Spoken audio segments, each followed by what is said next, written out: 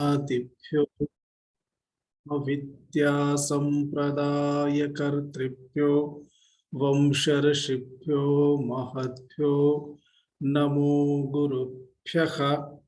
सर्वोपप्लवरहितः प्रज्ञानघनः प्रत्यगर्थो ब्रह्मैवाहमस्मि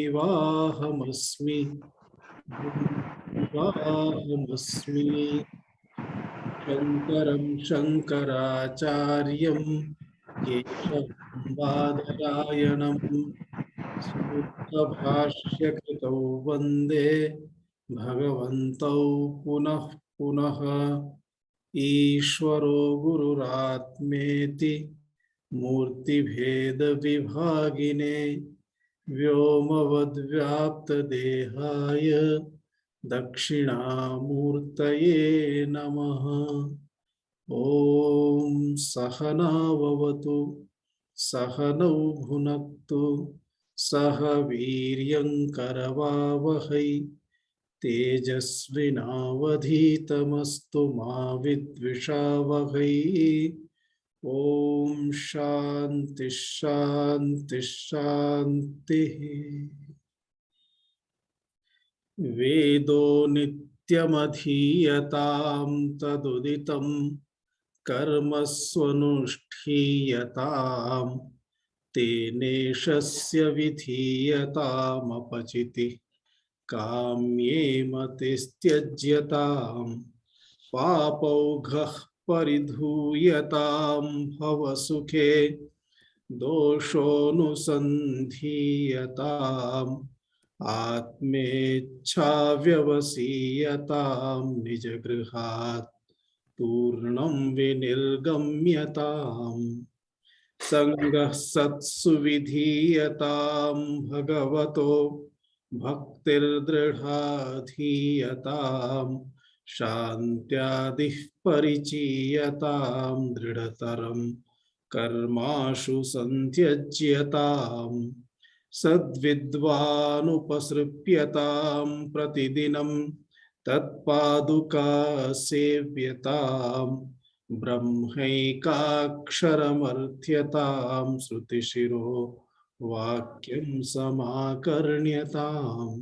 ब्रह्मैकाक्षरमर्थ्यतां श्रुतिशिरो वाक्यं समाकर्ण्यताम्। एवं एतावता भगवता शंकराचार्येण सूचितं यत्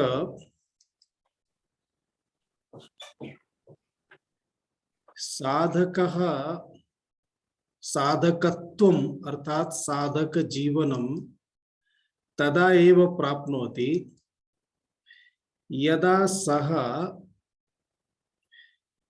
आत्मज्ञान विषये अर्थात अहम कः इति तस्य यदा जिज्ञासा उत्पन्ना भवति। यदा जिज्ञासा उत्पन्ना भवति तदा एव सः जिज्ञासायाः समाधानाय प्रयासं करोति। पुनः जिज्ञासा अपि तदा एव उत्पन्ना भवति यदा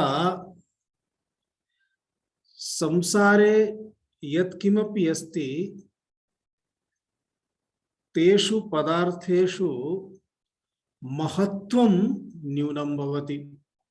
यदा विषयभोग पदार्थानां विषये अस्माकं महत्त्वम् अर्थात महत्त्वबुद्धिः महत्त्वभावना अधिका भवति तदा वयं संसारस्य विषयं प्रति धावनं कुर्मः। परं यदा संसारस्य विषयान् सर्वान् दृष्ट्वा अस्माकं बोधः भवति सर्वेपि विषयाः तु अन्ततो गत्वा कदापि समाप्तिं न गच्छन्ति। मनसः शान्तिः कदापि न लभ्यते। मनः सर्वदा अशान्तमेव भवति। यावदपि अस्ति न्यूनमेव इति प्रतीयते। मम समीपे बहु अधिकम् अस्ति चेत् अहम् अन्यं पश्यामि तदानीं ज्ञायते मम समीपे तावदधिकं नास्ति। एवं अधिकं नास्ति इति दृष्ट्वा पुनः समस्या। अतः अधिकमस्ति चेत् व्ययः भवति अथवा उपभोगेन नाशः भवति। पदार्थः अस्ति, वस्तु अस्ति, गच्छता कालेन पदार्थः समाप्तः भवति। एवं यदा विषयान् पश्यति तद्विषये चिन्तयति तदा चिन्तनस्य कारणेन अन्ततो गत्वा किं प्राप्यते इति वयम् अग्रेपि चिन्तयामः। इदानीं केवलं भूमिकायां वदामि। अन्ततो गत्वा सः पुनः तादृशं किम् अस्ति यत् प्राप्यते चेत् पुनः अन्यस्य प्राप्तेः आवश्यकता न भवति। अथवा तादृशं सुखम् अस्ति वा यत् सुखं प्राप्य पुनः तत् सुखं सदा सर्वदा तिष्ठति। तादृशी शान्तिः कथं प्राप्यते? कदापि मनः अशान्तं न भवतु। एवं यदा विचाराः आगच्छन्ति तदा तदर्थं ये जनाः तादृशाः सन्ति येषां मनसि शान्तिः दृश्यते, ये सदा सर्वदा सुखिनः इति प्रतीयन्ते, तादृश जनानाम् अन्वेषणं करोति, तान् पश्यति, तान् पश्यन् भवति, विचारं करोति, तैः सह चर्चां करोति। अन्ततो गत्वा तेन ज्ञायते यत् भगवत् चर्चा, भगवत् ज्ञानं सः मार्गः अस्ति। अतः भगवत् भक्तिं प्राप्नोति, भगवत् चर्चां शृणोति। ततः शास्त्रवाक्यानि, श्लोकाः, व्यासमुनीनां कथनानि, वचनानि यदा वयं शृणुमः, समक्षम् आगच्छन्ति तदा तद्विषये पुनः विचारः भवति। एवं विचारं कृत्वा तस्य समीपं गत्वा अस्माकं किञ्चित् जिज्ञासा समाधानाय प्रयासस्य आवश्यकता भवति, इच्छा अपि भवति। तदर्थं वयं तस्य समीपं गच्छामः। अतः तादृश विद्वज्जन समीप गमनम् एव अस्ति सद्विद्वान् उपसर्पणम्। उपसृप्यताम्, उप उपसर्ग पूर्वक सृप धातु अस्ति सर्पणे गमनम्, अर्थात उप इत्युक्ते समीपम्, उपगमनम्, उपसर्पणम्। तो सद्विद्वान् उपसृप्यताम् अर्थात यह सद्विद्वान् अस्ति तस्य समीपे अस्माभिः गमनं करणीयं, कर्मवाच्य अस्ति। सामान्यतः गुरूपसदनम् इति उच्यते। गुरूपसदन विषये किंचित एकवारं व्यावहारिकं पश्यामः। अस्माकं भारतीय परंपरायां आदौ गुरुकुल परंपरा आसीत्। गुरुकुल परंपरायां बालानां गुरुकुलं प्रति प्रवेशः क्रियते स्म। अतः बालः यदा गुरुकुल प्रवेशाय योग्यः भवति स्म तस्मात् पूर्वं योग्यं समयं प्राप्य तस्य यज्ञोपवीत संस्कारः क्रियते स्म। यदि यज्ञोपवीत संस्कारं भवन्तः दृष्टवन्तः स्युः तदा तत्र एकः विधिः अस्ति। यदा बालः पलायनं करोति, तदा तं बालं ग्रहीतुं गृहजनाः, गृहजनेषु विशिष्य मातुलः, अन्ये च तं बालं ग्रहीतुं तस्य पृष्ठतः धावन्ति। अनन्तरं बालं गृहीत्वा पृच्छन्ति, भवान् किमर्थं पलायनं करोति? तदा सः वदति, अहं गृहं त्यक्त्वा आश्रमं गच्छामि, गृहे न स्थास्यामि। तदा गृहजनाः तं बोधयन्ति, गृहे तिष्ठतु, किम् आवश्यकमस्ति वदतु, पाठनं। सः वदति, अहं पठितुम् इच्छामि, वयं पाठनस्य व्यवस्थां कुर्मः, अहं धनम् इच्छामि, वयं धनस्य व्यवस्थां कुर्मः।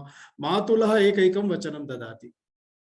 एवं वयं प्रायः परंपरायां दृष्टवन्तः।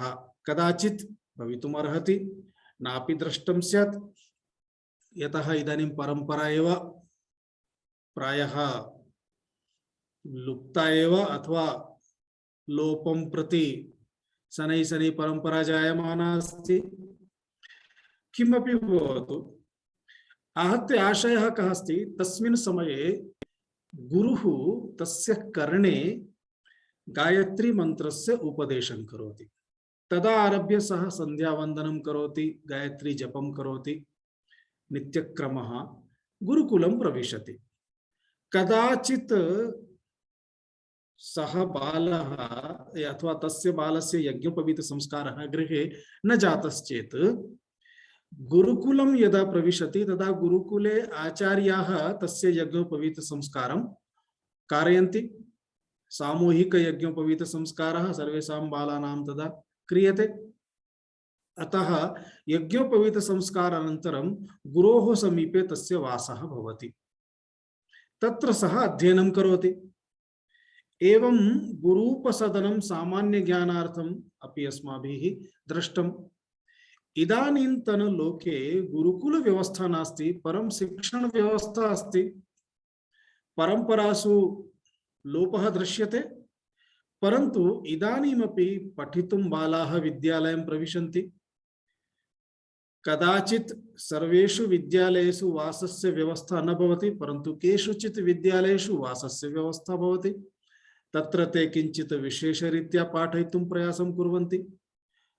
अत्रापि एतस्मिन् युगेपि बहूनि तादृश गुरुकुलानि सन्ति, येषु गुरुकुलेषु सहस्राधिकाः छात्राः भवन्ति, पठनं कुर्वन्ति, परम्परानुसारं ते अध्ययनं कुर्वन्ति। परन्तु एतानि गुरुकुलानि इदानीम् आधुनिक गुरुकुलानि इति वयं वदामः।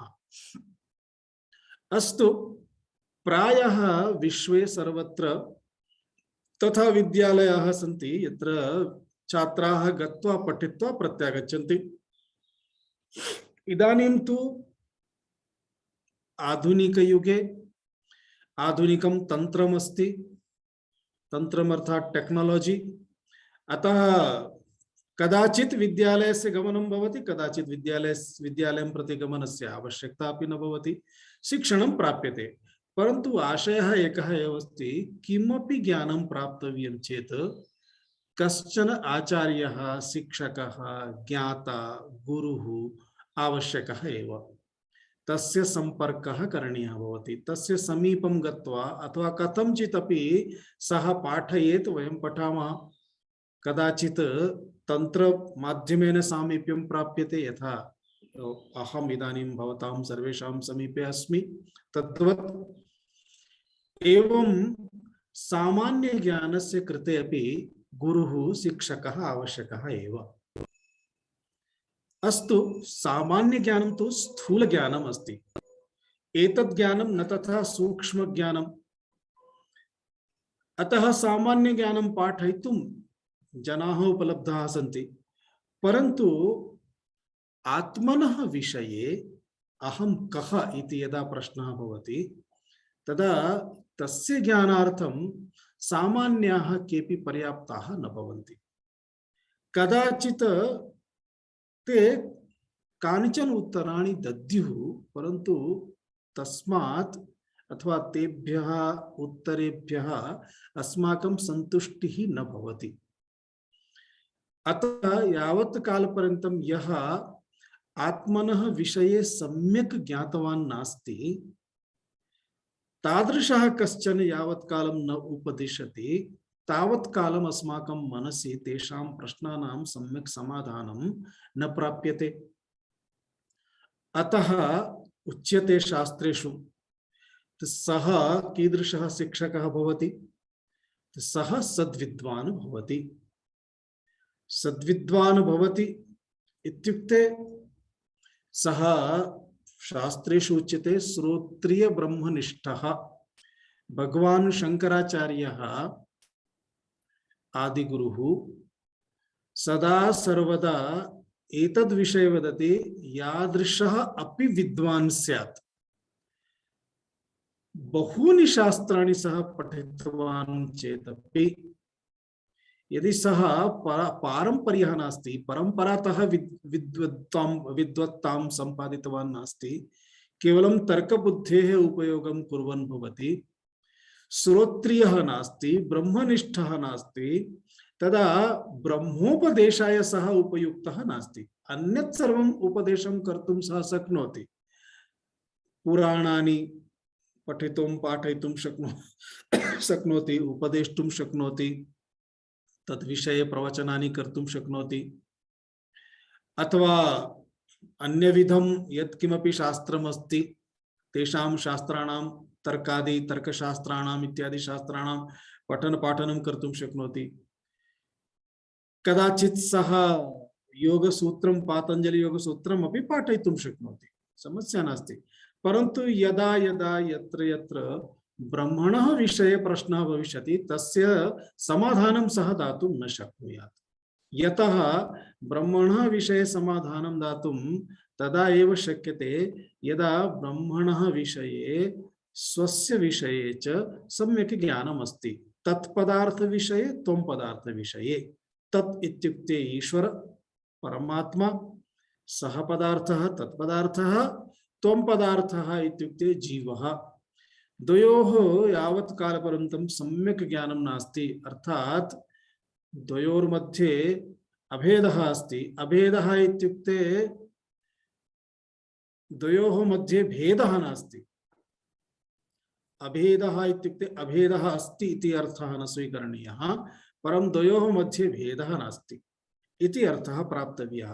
समयं प्राप्य अभेदः वदामश्चेत्, अभेदः इति वदामश्चेत् कः विप्रतिलोपः भवति तदहं वदिष्यामि कदाचित् समयं प्राप्य।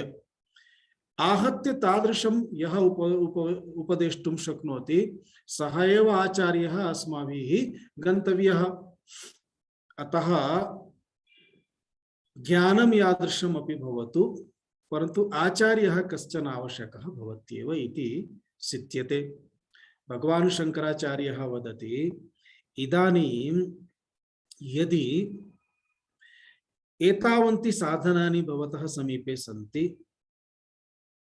कर्माणि सम्यक् त्यक्तवान् अस्ति, शमदमादि साधनानि उपलब्धानि सन्ति, भगवन्तं प्रति भक्तिरपि दृढा अस्ति, सत्संगद्वारा भवान् स्वस्य भक्तिम् इतोपि सम्यक् सम्पादितवान् अस्ति। इदानीं यदि गुरूपसदनं करोति, गुरोः समीपं गच्छति, तदा गुरोः समीपं गत्वा वेदान्तवाक्यानां श्रवणं करोतु। अर्थात् तदेव अस्ति उपदेशः।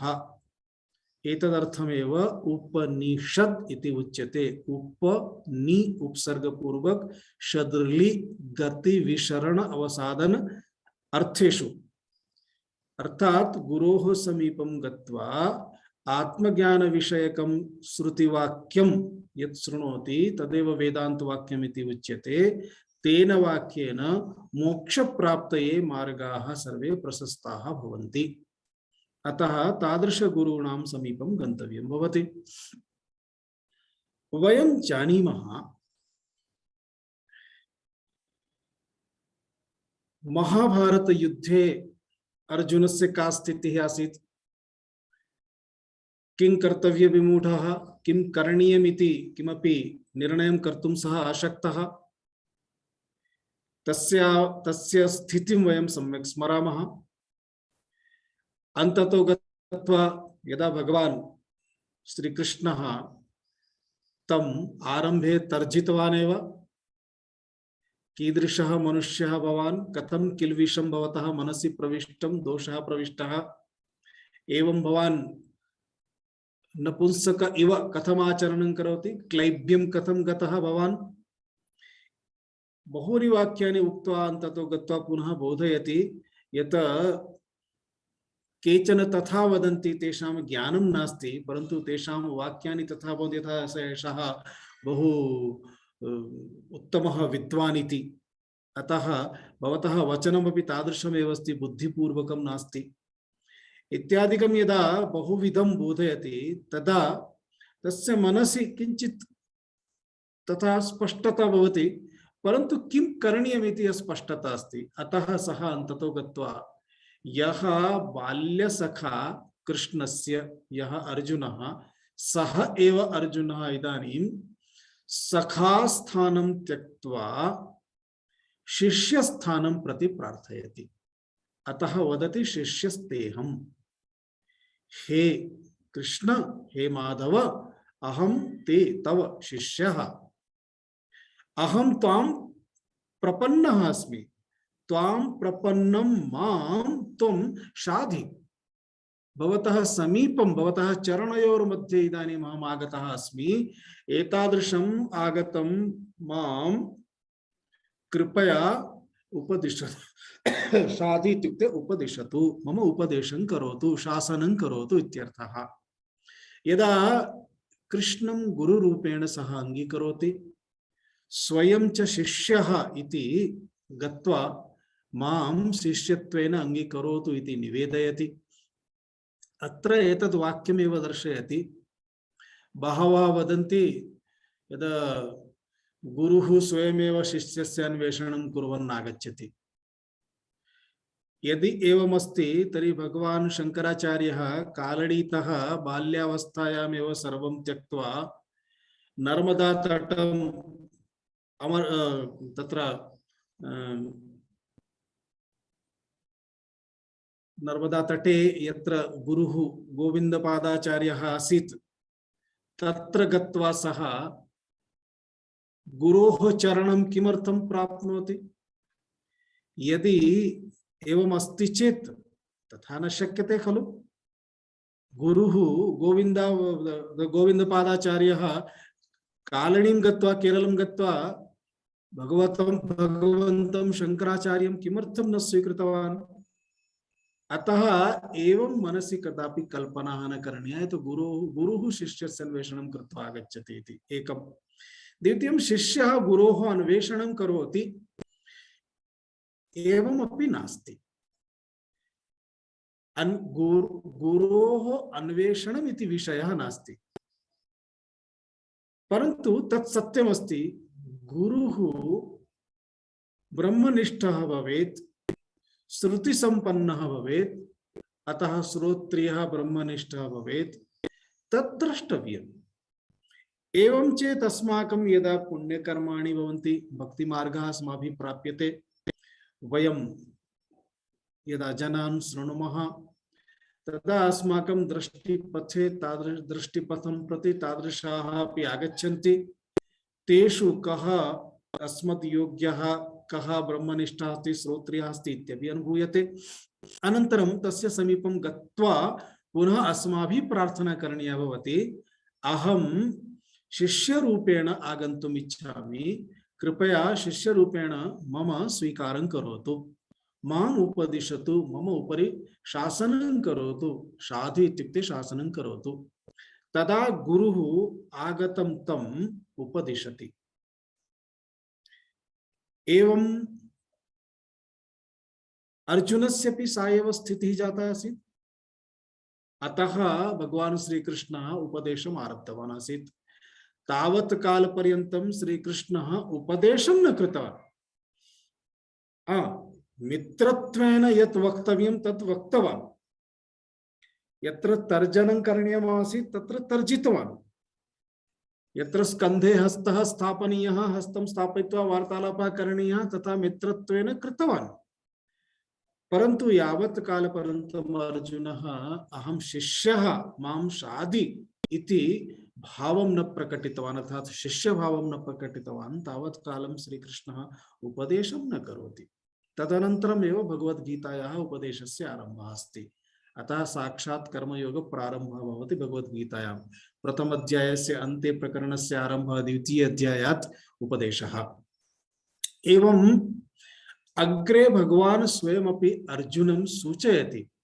एतद् यद् ज्ञानमस्ति आत्मज्ञानम् अर्थात् सांख्ययोगः, सांख्ययोगाय सांख्ययोगप्राप्तये किं करणीयम्? सांख्ययोगस्य महत्त्वं वदति। सांख्ययोगद्वारा एव ब्रह्मज्ञानं सम्पद्यते। अतः ज्ञानप्राप्तये किं करणीयमस्ति? तदा ज्ञानप्राप्तये शिष्यस्य अंतरंगे केचन गुणाः आवश्यकाः भवन्ति। ते के गुणाः भवन्ति तत् स्वयमेव भगवान् सूचयति। तद्विद्धि प्रणिपातेन। तद् इत्युक्ते तत् सांख्यं, सांख्ययोगं ज्ञानं, तद्ज्ञानं विद्धि प्रणिपातेन।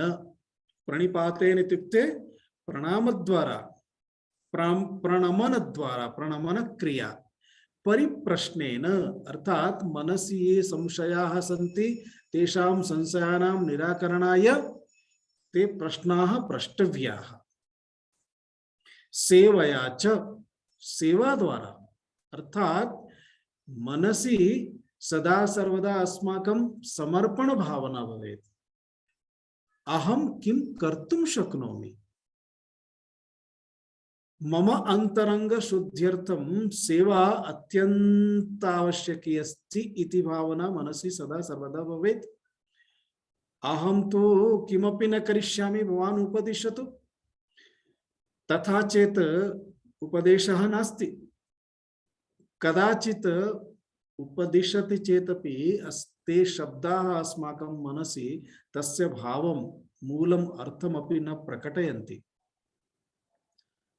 तदर्थमेव श्वेताश्वतर उपनिषदि उच्यते यथा गुरौ भक्ति भवति, यथा देवे भक्ति भवति, तथैव गुरौ अपि भक्तिः यदि भवति तदा एव एते अर्थाः कथिताः ये शब्दाः सन्ति ते शब्दाः स्व अर्थम् उद्घाटयन्ति। एवं सेवा द्वारा वयम् अग्रे शनैः शनैः एकमेकं शब्दं स्वीकृत्य इतोपि विचारं करिष्यामः। यथा एते गुणाः तान् शब्दान् स्वीकृत्य अग्रे गच्छन्ति। उपदेक्ष्यन्ति ते ज्ञानम्, तदानीं ते के तत्त्वदर्शिनः ज्ञानिनः, ये तत्त्वं जानन्ति ते तत्त्वदर्शिनः ज्ञानिनः तद् ज्ञानम् उपदिशन्ति, तस्य उपदेशं कुर्वन्ति इति। एवं अत्र गुरूपसत्ति विषये, गुरूपसदन विषये शास्त्रेषु सर्वत्र उच्यते। न केवलं शास्त्रेषु, वयं प्रायः व्यवहारे अपि पश्यन्तः भवामः, तदावश्यकमेव।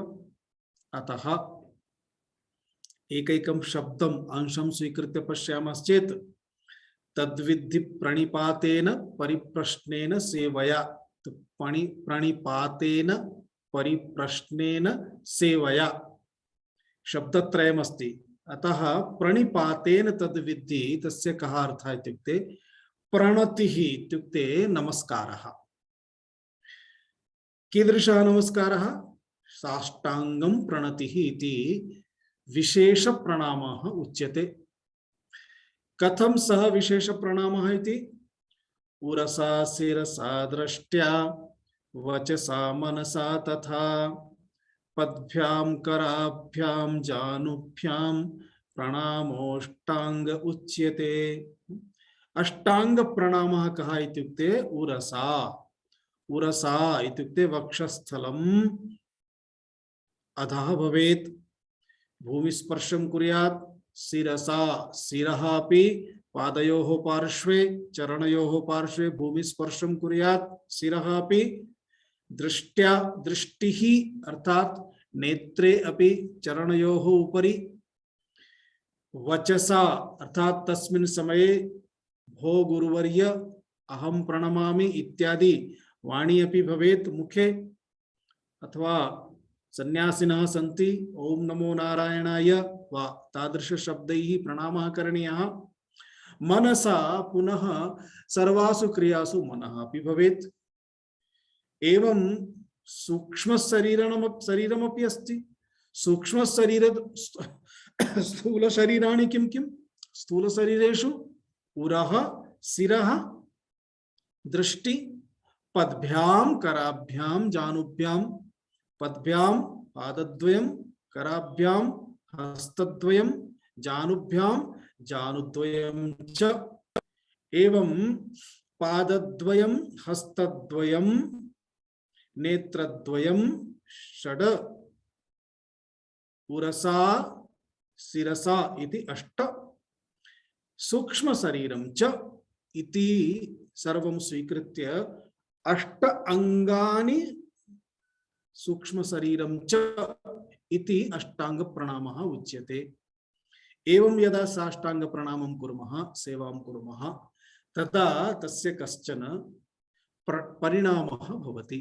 गुरुः पश्यति शिष्ये विनम्रता प्रविष्टा अस्ति वा नास्ति, अहंकारः कियत्यां मात्रायाम् अस्ति, अतः अहंकारादिगुणाः दुर्गुणाः सन्ति चेत् प्रथमं तेषां निष्कासनं करणीयं भवति। यावत् कालपर्यन्तम् अहंकारादि दुर्गुणानां निष्कासनं न करोति तावत् कालपर्यन्तम् अन्य संस्काराणां लेपनं न शक्यते। उदाहरणं यथा वाल् अस्ति, भित्तिः, भित्तौ यदि किमपि लिखितमस्ति तर्हि प्रथमं तस्य उपरि यत् लिखितमस्ति तत्र एकः कश्चन वर्णः लेपनीयः, यत् लिखितं गच्छतु। अक्षराणि एकवारं समाप्तानि भवन्ति अनन्तरमेव अन्यत् अक्षरं तत्र लेखितुं शक्यते।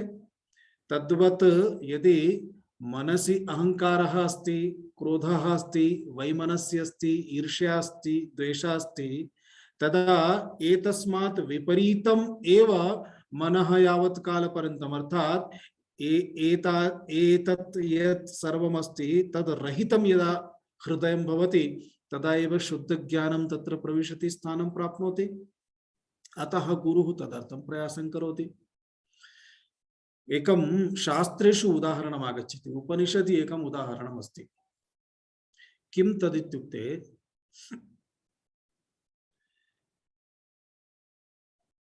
उदाहरणद्वयमपि वदामि, बहु सम्यक् अस्ति। एकं तु नारदः। नारदः महान् भक्तः, पुनः सर्वाणि शास्त्राणि सः जानाति स्म, सर्वाः कलाः अपि जानाति स्म, तथापि तस्य मनसि शान्तिः नासीत्। अतः सनत्कुमार समीपं गत्वा सः वदति, हे भगवन्,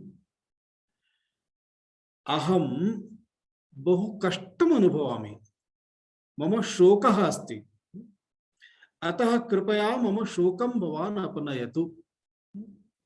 सोहं भगवो शोचामि। सः अहं नारदः हे भगवान् शोचामि, अर्थात अहं शोकं करोमि, शोकग्रस्तः अस्मि। मया श्रुतमस्ति यत् भवतः पार्श्वे शोकं दूरीकर्तुं विद्या अस्ति, कृपया माम् उपदिशतु, मां पाठयतु इति। सनत्कुमारः वदति, यतः नारदः अपि ब्रह्मणः पुत्रः, सनत्कुमाराः अपि ब्रह्मणः पुत्राः एव। सनत्कुमारः वदति, नारद जी तत्सर्वं सम्यक्, परन्तु प्रथमं भवान् वदतु, भवान् किं किं जानाति, ततः अग्रे अहं बोधयामि इति। तदा नारदेन 14-15 विद्याः उक्ताः। 14-15 विद्याः उक्ताः इत्युक्ते सामान्यः न। तत्र द्वित्रविद्यानां विषये वदामि चेत् अस्माकम् आश्चर्यं भवेत्। तेन उक्तम्, एकं तु अहं सर्वान् वेदान् अधीतवान् अस्मि, वेदानां सर्वाणि अङ्गानि अपि अधीतवान् अस्मि, उपवेदानाम् अपि अध्ययनं कृतवान् अस्मि। तावदेव न, अहं सर्वाणि पुराणानि अपि अधीतवान् अस्मि, तदपि जानामि। अहं सर्वाणि शास्त्राणि अधीतवान् अस्मि। सामान्यं शास्त्रं तु सर्वम् अधीतमेव अस्ति। उदाहरणं यथा तर्कशास्त्रं, न्यायशास्त्रम् इत्यादिकं सर्वम् अवबुद्धम् अस्ति, परम् इतोपि विशिष्टं यत् किमपि अस्ति। उदाहरणं यथा भूतविद्या, भूतसिद्धिं कर्तुम् अहं जानामि। पिशाच विद्या, पिशाचबन्धनं कर्तुं जानामि। पुनः अहम् अणिमा लघिमा इत्यादि सिद्धिसम्पन्नः अपि अस्मि। अहं वेगवान् अपि अस्मि।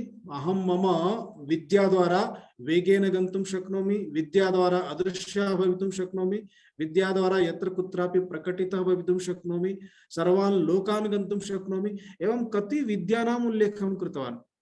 तदा सनत्कुमारेण उक्तं, नारद, एतत् यत् किमपि पठितं तत् सर्वं निरर्थकमेव।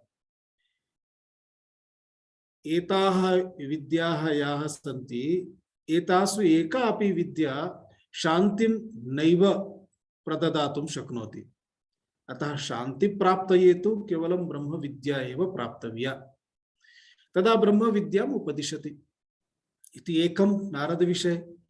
द्वितीयम्, एकवारम् इन्द्रेण श्रुतं यत् काचित् एका विद्या अस्ति, सा विद्या यदि अधिगृहीता भवति तदानीं ब्रह्मांडे यत्किमपि अस्ति तत् सर्वं प्राप्यते।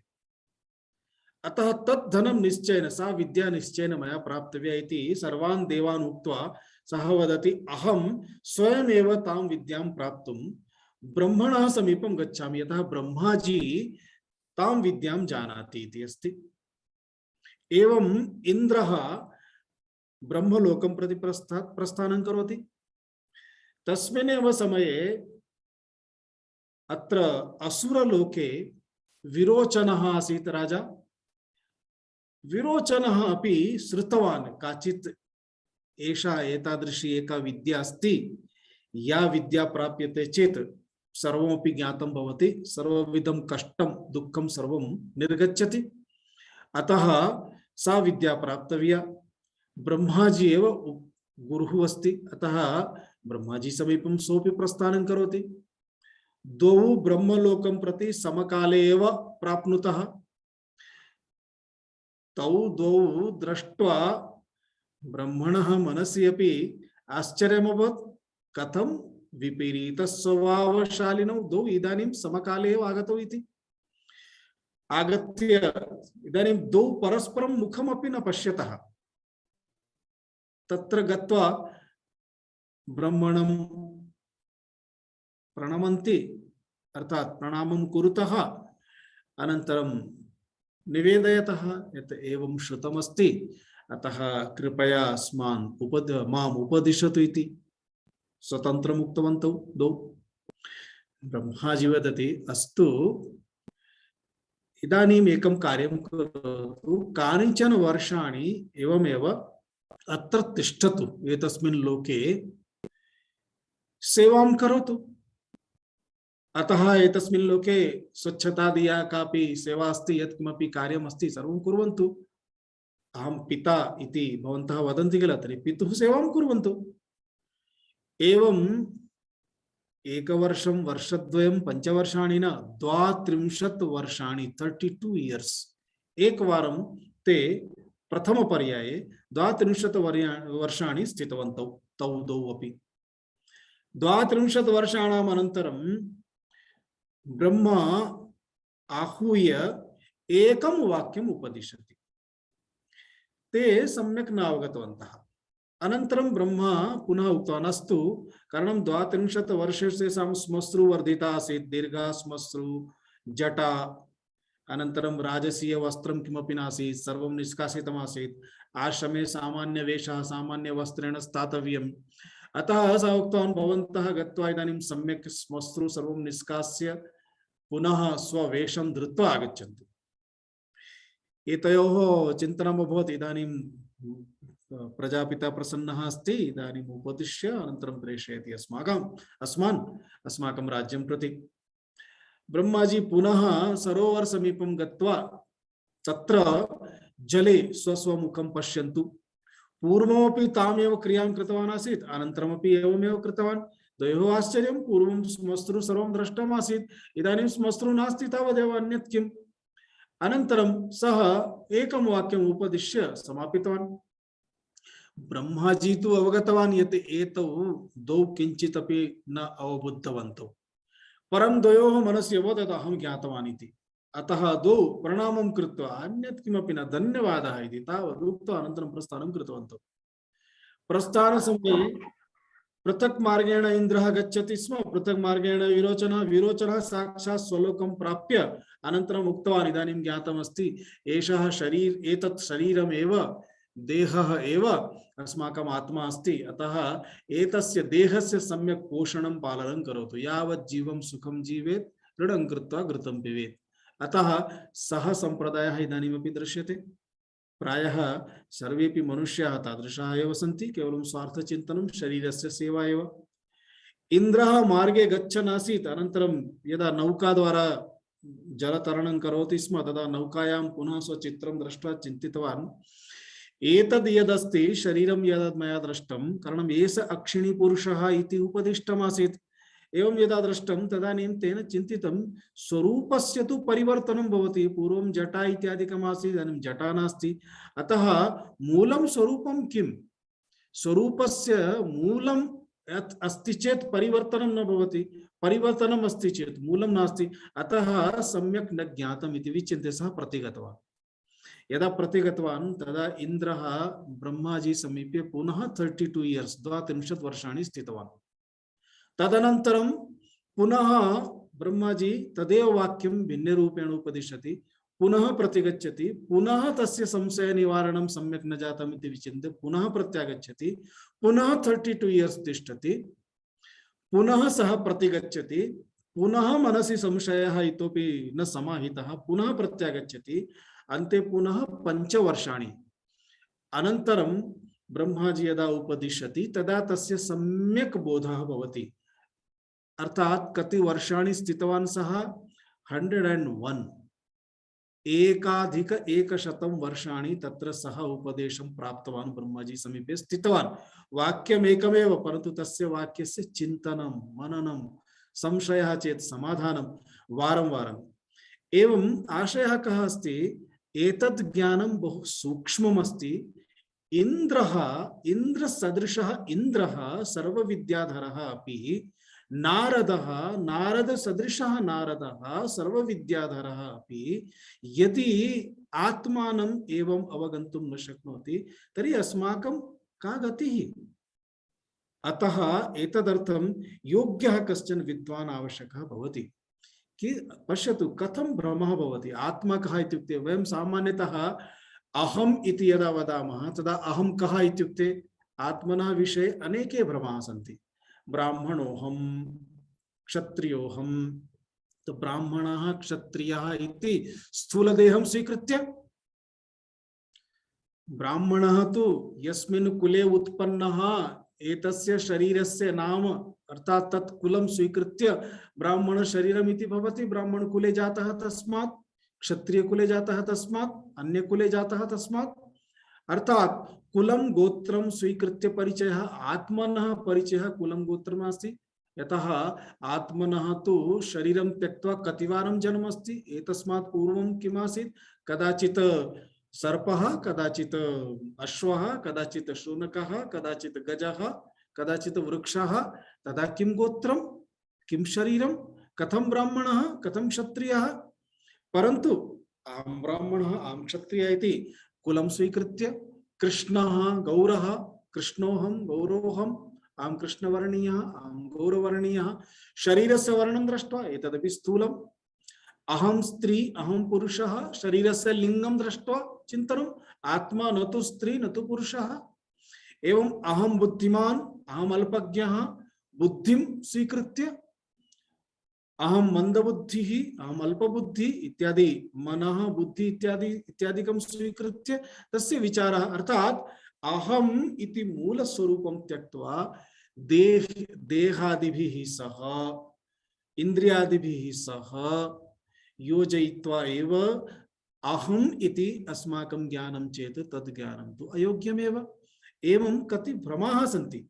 एतेषां भ्रमाणां निवारणाय कः गणित शिक्षकः, साइंस शिक्षकः अथवा कः साइंटिस्ट उपदेष्टुं शक्नोति? कस्यापि सामर्थ्यं नास्ति। सः एव उपदेष्टुं शक्नोति यः श्रोत्रियः ब्रह्मनिष्ठः अस्ति।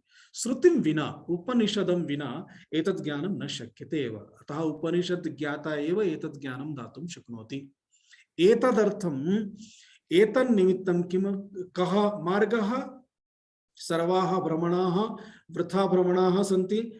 ताः सर्वाः भ्रमणाः अपनेतुम् एकः एव कश्चन विद्वान् एव शक्नोति। कः विद्वान्? श्रोत्रिय ब्रह्मनिष्ठः। अतः तत्र गन्तव्यं, तस्य समीपं, तस्य शरणम् अस्माभिः गन्तव्यम् इति मार्गः। एवं सद्विद्वान् उपसृप्यताम्। अस्तु, सद्विद्वान् समीपं गतं, कश्चन गुरुः प्राप्तः, गुरोः समीपं गतं, गत्वा किं करणीयं?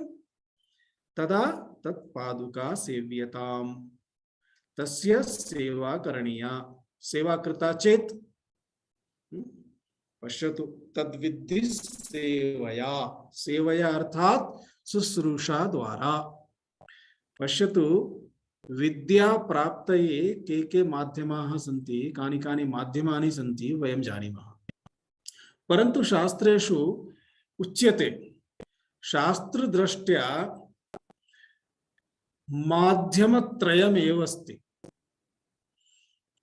चतुर्थः उपायः नास्ति।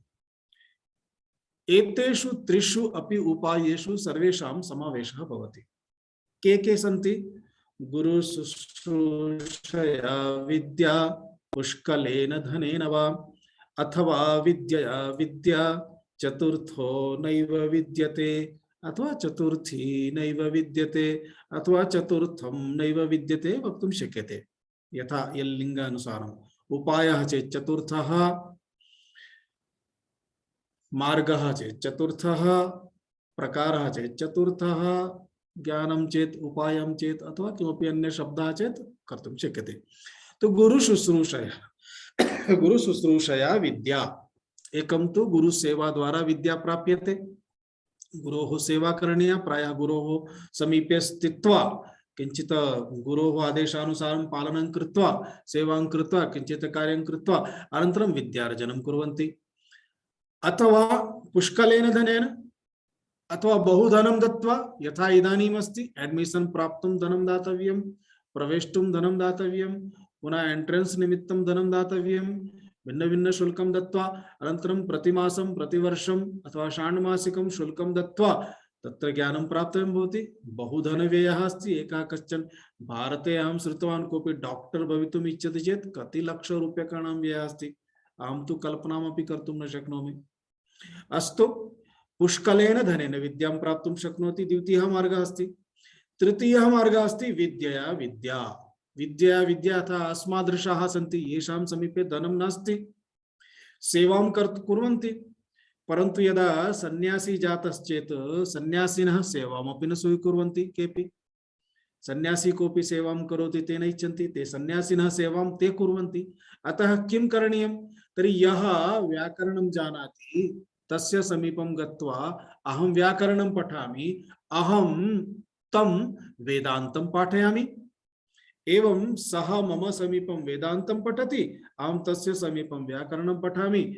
एवं विद्यया विद्या, व्याकरण विद्या वेदांत विद्या द्वारा, वेदांत विद्या व्याकरण विद्या द्वारा परस्परं द्वयोः पठनं भवति। अथवा विद्यया विद्या, चतुर्थो नैव विद्यते, चतुर्थः कोऽपि प्रकारः नास्ति एव, वयं जानीमः।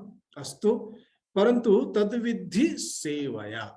कदाचित् अन्याः याः विद्याः सन्ति धनद्वारा अन्यद्वारा प्राप्तुं शक्यन्ते, परम् आत्मविद्या तु सेवया प्राप्यते। यतः मया पूर्वमेव उक्तम्, अन्तःकरणस्य तत्र शुद्धता आवश्यकी अस्ति।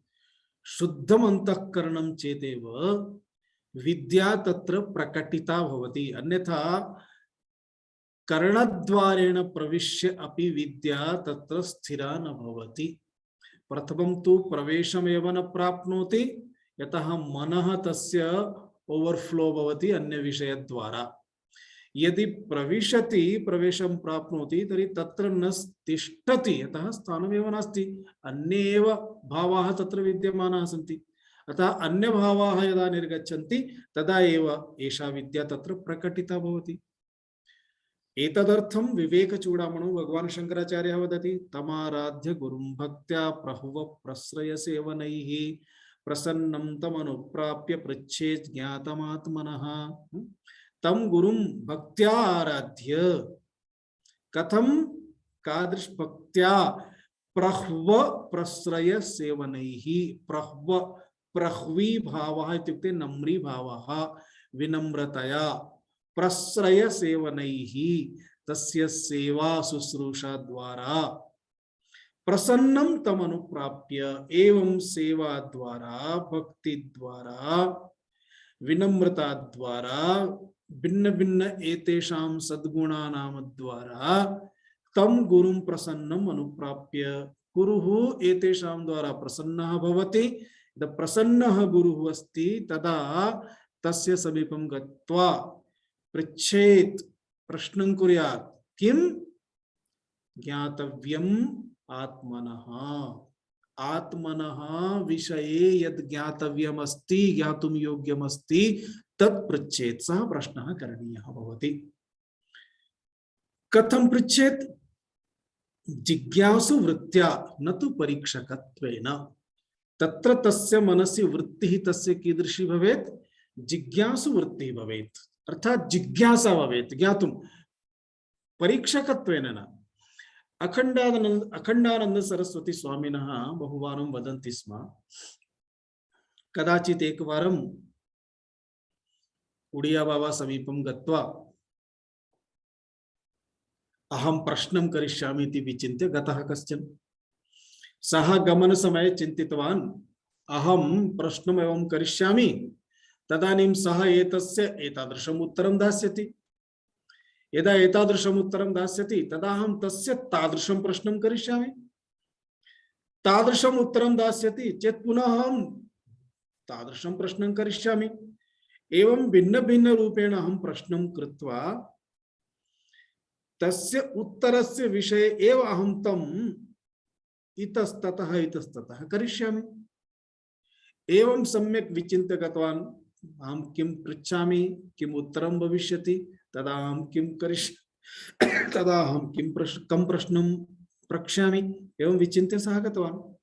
गत्वा प्रथमं प्रश्नं सः प्रणम्य उक्तवान्, मम मनसि एका जिज्ञासा अस्ति, कृपया उत्तरं ददातु। अहंकारः आसीत्, परन्तु उडिया बाबा तु सामान्यः साधु सन्यासी न आसीत्, सः तु प्रसिद्धः आत्मसाक्षात्कृतपुरुषः एव। अतः तत्सर्वं किमपि न लक्षितवान्, किमपि भवतु। परं यदा सः प्रश्नं पृष्टवान्, भगवन् जगतः उत्पत्तिः कुतः अभवत्, एतत् जगत् कुतः आगतम्?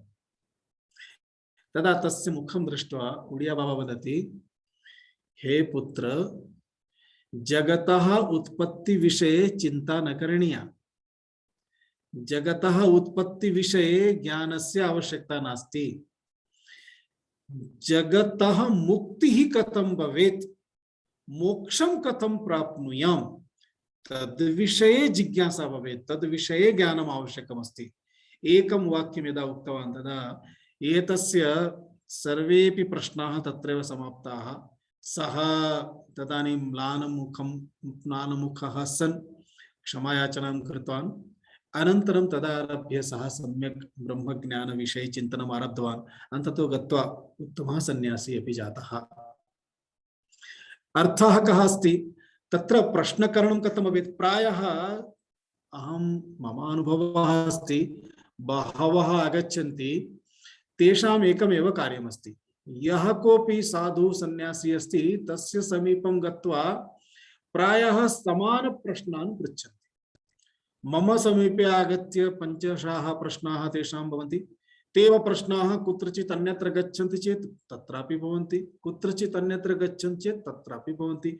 अर्थात् प्रश्नं कर्तुं प्रश्नं कृतवान् अस्ति, न तु जिज्ञासा समाधानार्थम्।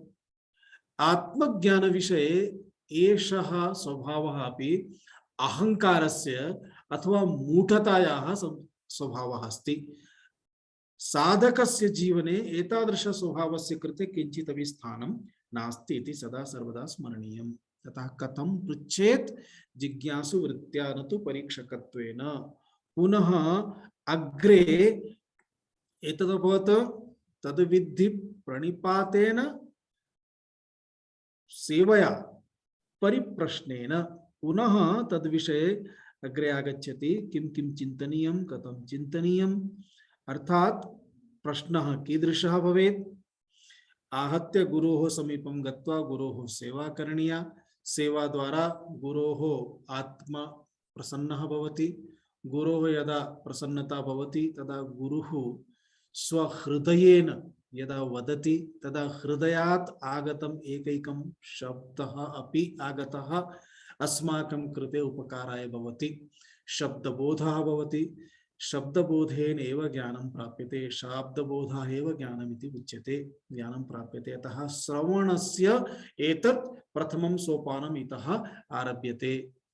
इदानीं मुख्य साधनानि भवन्ति श्रवणं, मननं, निदिध्यासनम अर्थात श्रवण द्वारा ज्ञान प्राप्ति, ज्ञाने संशय निवृत्ति मनन द्वारा, अनंतरम आत्मनि विपर्ययाः सन्ति, देहेन सह अस्माकं सर्वमपि स्वभावः अस्ति, अतः तदेव विपर्ययः इति उच्यते। विपर्यय निरसनं निदिध्यासन द्वारा संभवति। एवं अग्रिम सोपाने वयं तद्विषये चिन्तनं करिष्यामः। ओम पूर्णमदः पूर्णमिदं पूर्णात् पूर्णमुदच्यते पूर्णस्य पूर्णमादाय पूर्णमेवावशिष्यते। ओम शांति शांति शांति। ओम अहं चिन्तयामि केऽपि प्रश्नाः न स्युः, सन्ति चेत् प्रष्टुं शक्यते। तथा अहं समापितवान्, समयं बहु न दत्तवान्।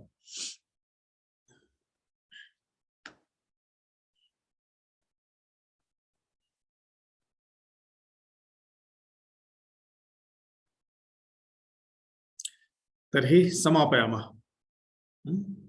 अस्तु। ओम धन्यवादः धन्यवादः धन्यवादः स्वामीजी। स्वामीजी धन्यवादः। नारायण नारायण। ओम